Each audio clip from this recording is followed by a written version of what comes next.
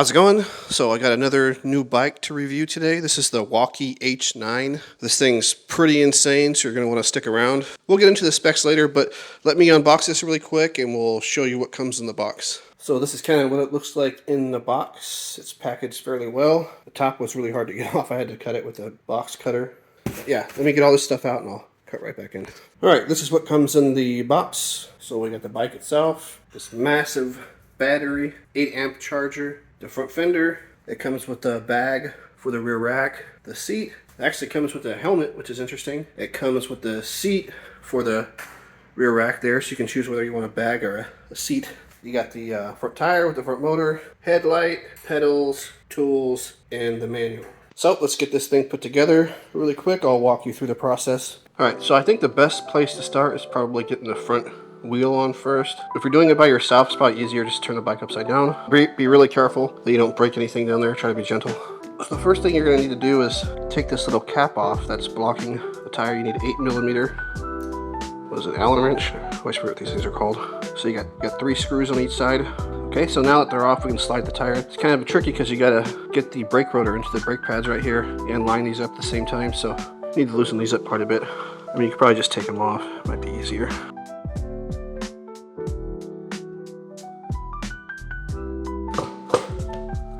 Okay, she's in there. So you just have a nut and washer on each side. I'm gonna get these nice and tight. And so this is the 19mm wrench that was supplied to you in the box. Just give those. Alright, once these are nice and snug, you can put these caps back on. I like to just get the screws started before I tighten anything up. For stuff like this where you have multiple holes lining up. Alright, and then get these nice and snug, and we just repeat on the other side. Okay, now you just want to connect your motor to the battery wire, like so. Make sure it's all the way in. And you can use a zip tie that was supplied to you in the box, sort of secure it down. And that's it for the front wheel. Let's get this battery charging while we're setting this thing up. This is one of the higher end metal chargers. It's not one of those cheap plastic ones, and it's 8 amps. So probably looking at from 0 to full 7-8 hours for a charge. So you can see that this is a 48 volt, 60 amp hour battery, 2,880 watt hours. So this thing has some massive range. All right, let's get the seat on next. Pretty straightforward, you just put it in. The seat folds back and forth. So that way it's easier to take the battery out with the seat on. You can just fold it up like this. So you got a quick release here. Should slide right in. Alrighty, and take it up. There she goes. Let's get this fender on now. I think it goes on like this. For the fender screws down here, you're gonna need a 10mm. These are plastic fenders, by the way. I don't really care either way as long as they keep the water off me. Easy thing to do is just get one side started and then move over to the other side. Alright, now we just need to put the front side on. Back bolt is a lock nut, so it's going to make it kind of a pain, and there's no tool that fits this lock nut, so you're going to have to figure something out yourself. I just got a pair of no-nose pliers. That should work. Alright, and that's the fender. Well, this is why you should read directions first, but this goes right here. So I need to take that screw back out. This and the fender go on together. So let's do that really quick. Alright, well, let's try that again with the light this time. So let's see here. I think the light maybe goes on the inside. Okay, the light and fender are on. Now let's just connect the light to the power source. There should be 2 little arrows that line right up, and they click right in. Last thing is the pedals. So these are clearly labeled left and right. There's also a label on the, I don't know what you call it, pedal stem, arm, whatever. So obviously the right have to go on right, left have to go on left. If you put them on backwards, you're going to unscrew them as you pedal and it'll fall off. And for this, the 17mm end of the tool they provide works right is clockwise. Alright, that means left should be counterclockwise. Alright, that's the pedals. So now decisions, the bag or the seat. I'll never have a passenger, so I'm going to go with the bag. Just for educational purposes, there's a screw back here that you take off. These pieces right here go in these holes, like so. They should just drop right down in. And they push on with that screw off, and you just tighten that screw on, and you're good to go. The bag is really simple to put on. There's simply a couple of Velcro straps on the bottom. They go into the rack, and there we have it.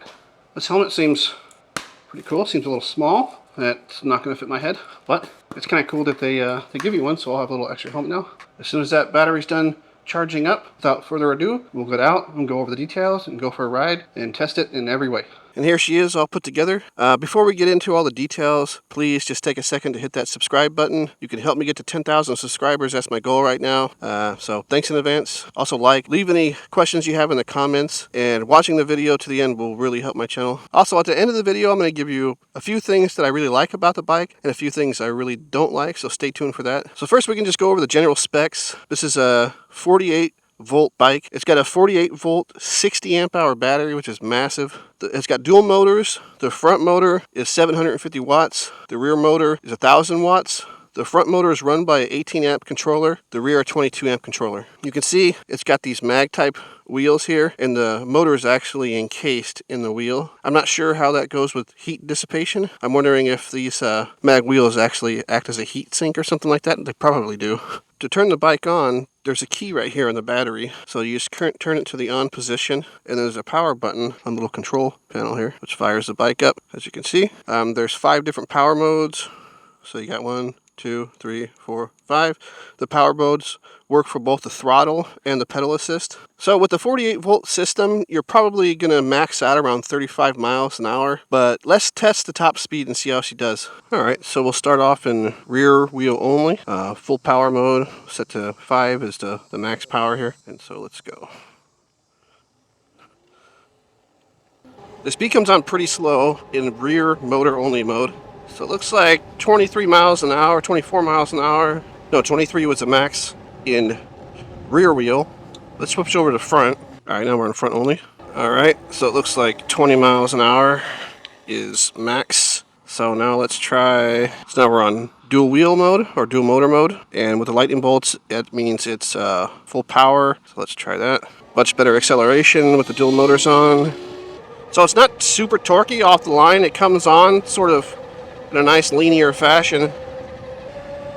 Looks like 32 miles an hour. That's pretty much where I'm at all the time with 48 or 52 volt bikes. I get 32 miles an hour. So one thing I'm noticing at this bike when you get up to speed, it feels just planted, like very stable. I think that has to do with the longer wheelbase this bike has, but it feels very stable. So the speedo is about 2 miles an hour fast. It's showing 34. I'm going 32 on the GPS.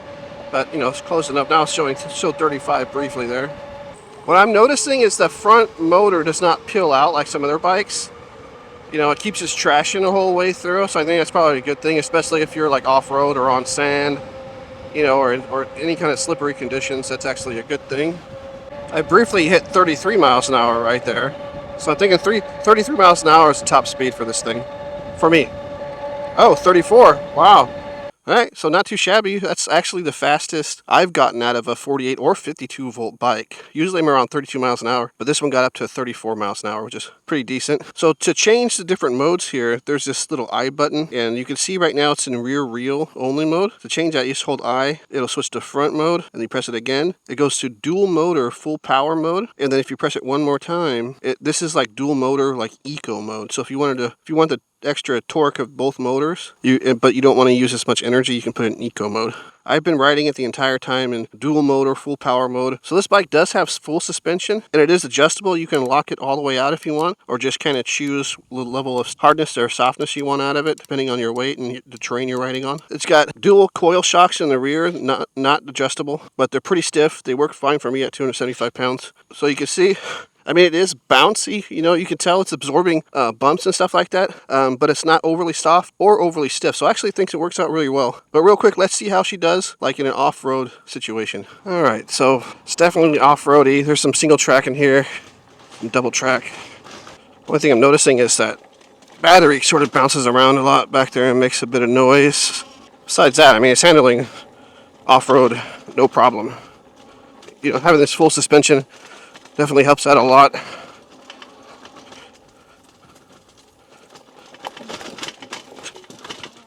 Now we got a hill right here, but I think if we just get some decent momentum, we should be able to make it up without a problem.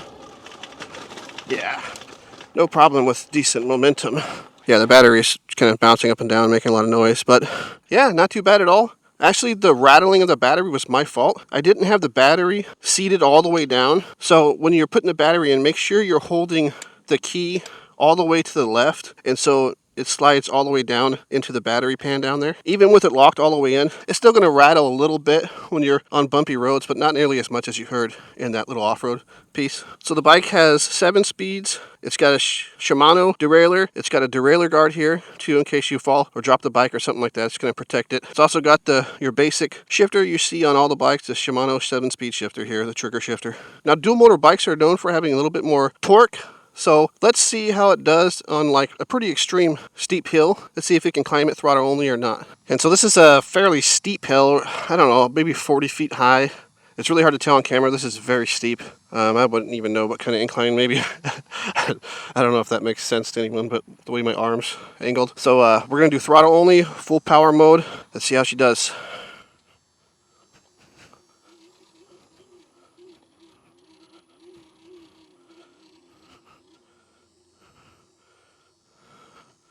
Nope, it couldn't even make it halfway up there. Interesting. Huh. Well, let's see how she does maybe with a running start. I mean, with some help with the pedals, can get up, but not throttle only.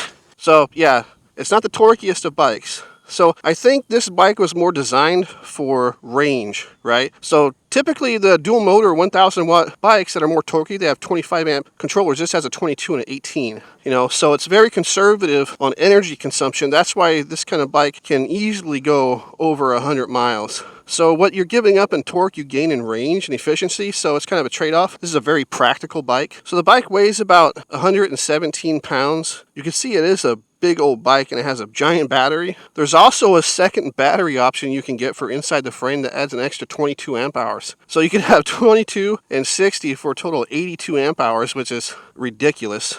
I mean, I don't know what you would use that for, unless you're doing like DoorDash. Even if you're doing DoorDash with a 60 amp, you can do DoorDash all day long with this thing. But yeah, if you wanted even more range, you can add that extra 22 amp hour battery. So a bike being this big, 117 pounds, let's see how the brakes work out. All right, well, we'll do a couple of brake tests, one at 20 miles an hour and then one at max speed, or as fast as I can get it, which is going to be about 30 miles an hour, I think, right now. So let's do 20 first. I'll hit the brakes at this upcoming fire hydrant. So let's see, I'm at right about 20 miles and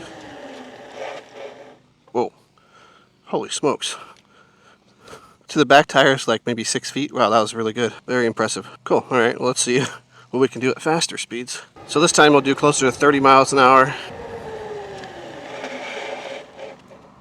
Wow, I think that's probably the best I've seen so far. That's really good braking. So these 4-piston brakes are really good. Yeah, wow. Impressive braking. Very surprising. Other bikes I've tested that are smaller didn't do nearly as good. The brakes on this thing are solid. So here's a closer look. So you got 4-piston hydraulic disc brakes. I'm pretty sure these are 203 millimeter rotors, and they're kind of beefy. These are like high quality motors, high quality brakes. I think that's why the brakes perform so well. So very, very good quality brakes. I was very satisfied with them. So this bike does not come with turn signals in the front or the rear, but it does come with a headlight in the front, and then a running light and a brake light in the rear. Let's test those out really quick and see how they do at nighttime. Okay, this is what it looks like at night. It's kind of bouncing around all over the place, but does a trick. That's a pretty wide spread. We go over here where it's really dark. I can test it out better and I can adjust it a bit. All right, let's see if we can get it to a little better angle here. Oh yeah, that's much better. Wow, it's small, but it's actually really good. It's one of the better, probably the best headlight I've tested on e-bike yet. Very good spread. Let's catch the bunny rabbits.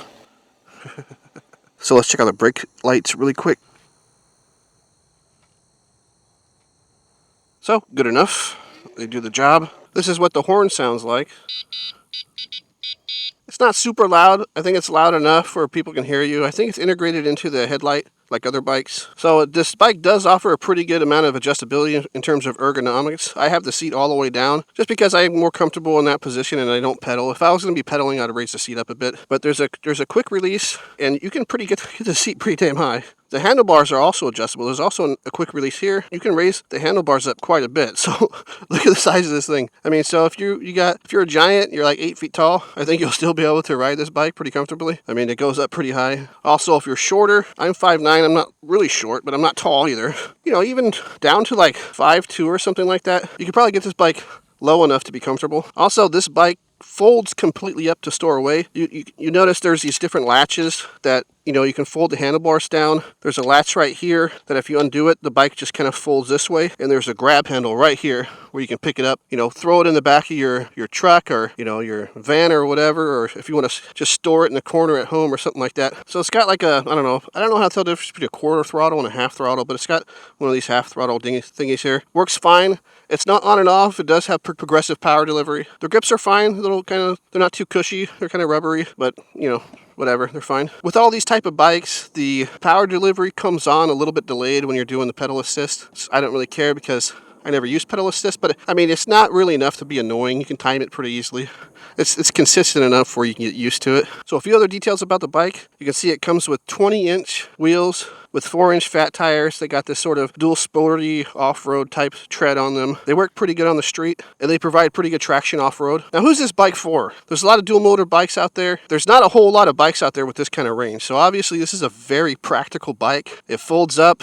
You got massive range. You got decent top speed, 34 miles an hour. You can keep up with traffic. If you're looking for a very practical workhorse, it's got this rack on here. So if you're door dashing, you can put like a big old case on here and you ride all damn day. So this is a very high quality bike, in my opinion. For the money, $2,000, I mean, you're getting a lot of bike. You're getting a lot of range out of this thing. This can easily replace a car. So let's go over some of the things I really like about the bike and some of the things I don't like. So the things I like, one is obviously the range, which we haven't really talked about yet. Usually I do a second range video. I'll probably do that, but I think I have enough miles on it to sort of get an idea about what kind of range you can expect. So I charged it up fully before I started riding it. I've got 65% left. And I've done 25 miles. So 25 miles, 35%, you're gonna get, and that's all been full power mode, dual motor with a big hefty dude on it. So I'll probably get 65 to 70 miles out of full power mode. If you weigh less, you're gonna get more.